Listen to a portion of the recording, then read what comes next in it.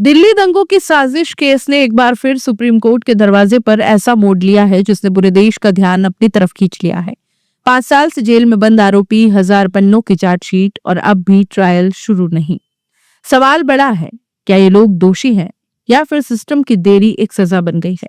बुधवार को supreme court में जब सुनवाई शुरू हुई तो न्यायालय की ठंडी दीवारों में भी एक गर्माहट सी थी। सख्ती की, तात्कालिकता की और शायद न्याय की पुकार की। जजों की बेंच ने पहली ही लाइन में साफ कह दिया कि सब अपना अपना पक्का पता बताइए। ये कोई सामान्य औपचारिकता नहीं थी, ये एक संकेत था। अब कोर्ट हर बिंदु साफ करना चाहता है। बेल बहस को अनंत तक खींचने नहीं देगा।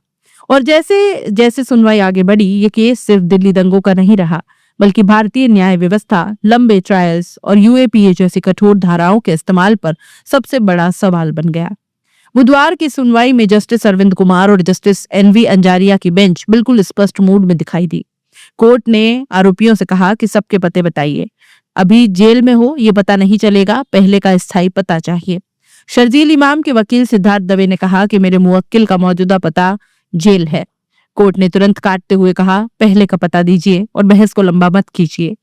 ये लाइन महत्वपूर्ण थी। क्यों? क्योंकि इस केस की दलीलें पिछले कई महीनों से खिंचती ही चली जा रही हैं।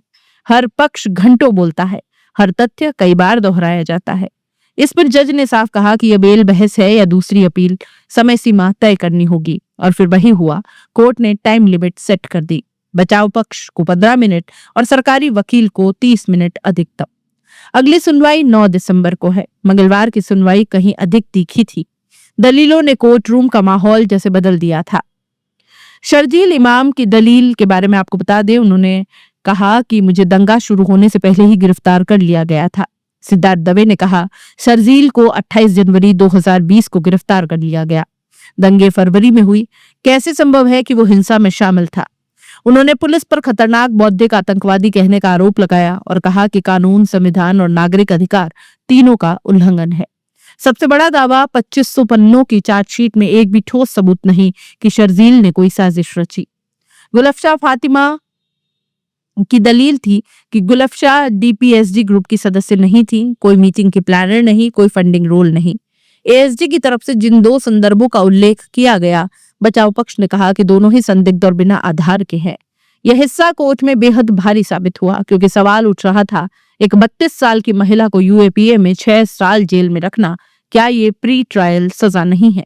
कोर्ट रूम का माहौल बदलने वाला पल ये था।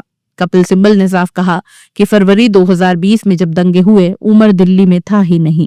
फिर अमरावती वाला भाषण कोर्ट में चलाया और बताया, उमर ने नफरत का जवाब नफरत से नहीं देने को कहा, हिंसा का जवाब शांति से देने को कहा। फिर बड़ा सवाल, ऐसे भाषण पर यूएपीए कैसे लगाया जा सकता है?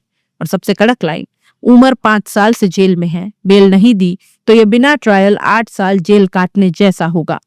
मंगलवार और बुधवार दोनों दिन बार बार एक ही दर्दनाक चीज सुनाई दी। बहुत लंबी देरी, बहुत भारी चार्जशीट, ट्रायल शुरू न होना और सालों तक जेल में अंडर ट्रायल्स। 9 दिसंबर को यह केस अब तय करेगा कि क्या कानून सिर्फ कड़ा है या न्याय भी करेगा।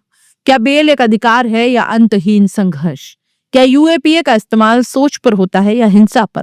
और सबसे बड़ा, क्या आखिरकार ट्रायल शुरू होगा?